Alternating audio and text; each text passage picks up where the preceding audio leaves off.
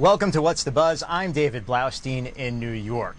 On December 8, 1980, the world was shocked and saddened by the news that former Beatle John Lennon, only 40 years old, had been shot dead outside his New York City apartment building. His assassin, 25-year-old Mark David Chapman. 28 years later, Hollywood is revisiting a scene that altered the course of history in a new film called Chapter 27. For more on this, we're joined by Jared Leto. He plays the infamous Mark David Chapman. Jared, thanks for joining us today. Thanks for having me. Explain to us the premise of Chapter 27. Well, it examines the 3 days that Mark spent in New York before that horrific event, and it's really a claustrophobic look inside the mind of madness. And the title comes from J.D. Salinger's Catcher in the Rye, which was intricate to Mark David Chapman's line of thinking. Yeah, it was a very important book for him. I mean, he was an obsessed, compulsive sociopath who was fixated on, I guess, accomplishing his deranged goals.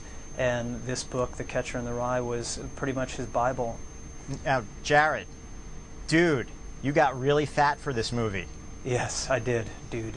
You gained 60 pounds. Yeah, I did. I gained about 67 pounds, and it was one of those, it's strange to say opportunities, but it was an important part of the transformative nature of this character. It taught me a lot about who this guy was. It changed everything about how I walked, how I talked. It even changed the way that I laughed, and it was just a real informative part of the preparation. Tell us how you did. Well, first of all, I heard that you would stick a pint of Haagen-Dazs ice cream in the microwave and drink it. Is that true? Well, that may or may not be true. It probably is true, and I did a lot of other things that were questionable. But like I said, it was an important part of the process to actually gain the weight and not use padding. But the weight was one thing. There was a whole internal, I guess, transformation that went on as well. You were old enough, I believe you were, to remember when that happened. You remember when it happened and where you were?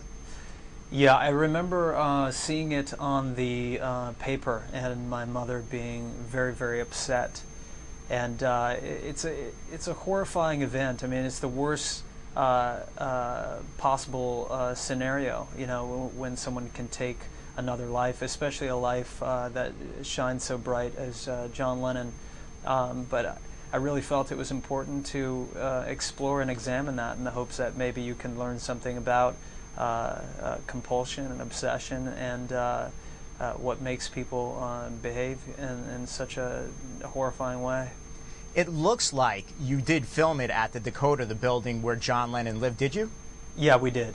And I was never very happy about that, but in New York City, the Dakota is a landmark. I mean, it's comparable to the White House for New York City, in my opinion. And it's a very low-budget film, and we really didn't have the opportunity to build giant sets or to change locations like that. And the filmmakers, I think, felt it very important to be as honest as they could with that part of the process.